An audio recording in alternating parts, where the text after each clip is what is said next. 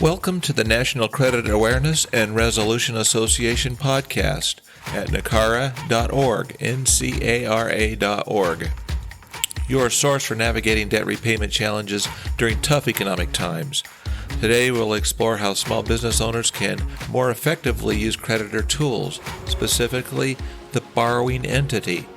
NCARA aims to bridge the gap between debtors and creditors as a paradigm shift allows debtors to propose their own repayment solutions. Let's get started. The borrowing entity or ownership. Small business lending needs to or will include loans made to any number of legal entities. These entities may have varying degrees of the following: ownership liability, continuity of business operations, management control or authority for decision making, the ability to raise capital, implications for being taxed, and the cost of establishing the business. Refresh your understanding of the various forms of legal entities or business organizations, their general characteristics, and personal liability structures. They include the following. First, number one, a sole proprietorship.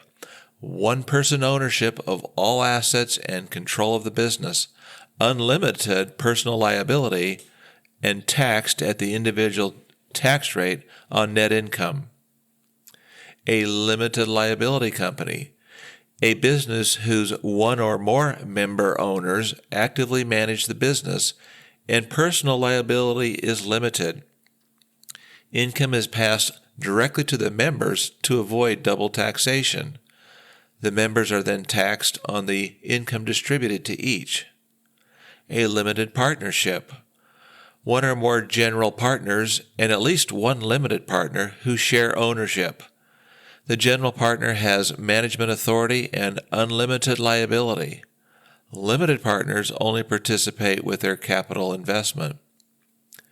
A limited liability partnership functions like a general partnership in form, but provides each of its individual partners protection against personal liability for certain partnership liabilities. Management by the majority, with each partner paying taxes on his own share of the net income. A general partnership, two or more people ownership, with unlimited personal liability, shared control and authority, profits not taxed prior to distribution to the partners. A C corporation. Ownership is via purchased shares. C corporations legally separate shareholders' assets from the corporation's assets, with liability limited to the amount invested. Annual shareholder meetings to elect a board of directors who hire senior management to manage the company under their direction. Taxes paid at the corporate rate. An S corporation. Ownership with 100 shareholders or less, with liability limited to the amount invested.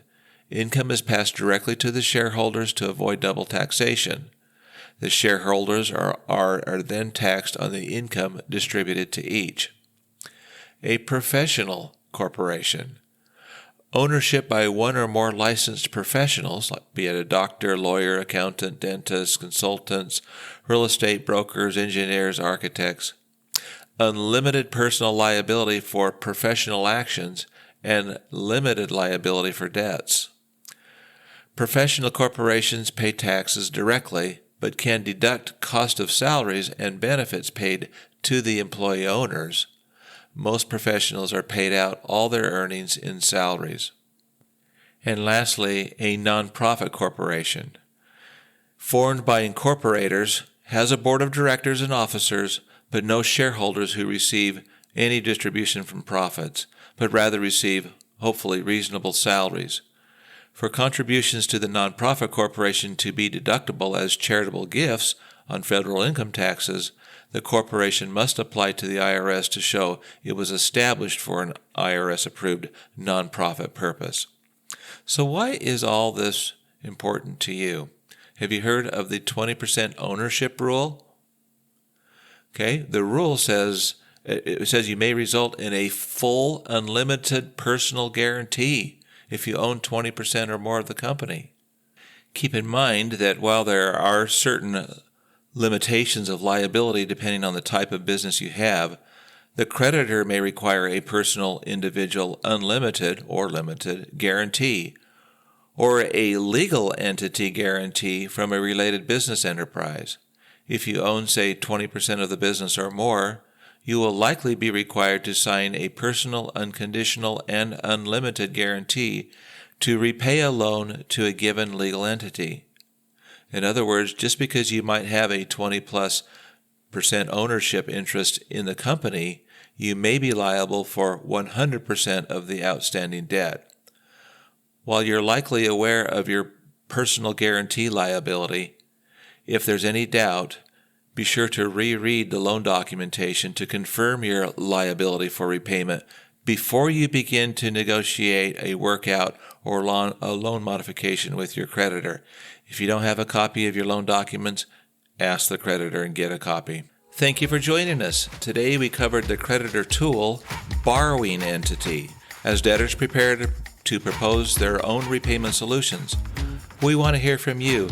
Share your own credit risk memo and debt repayment experience, questions, and recommendations with us at NCARA.org.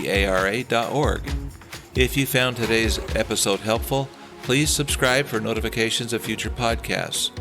Your feedback helps small businesses stay in business. Until next time, step forward and take responsibility for your own debt repayment solutions. Thanks again.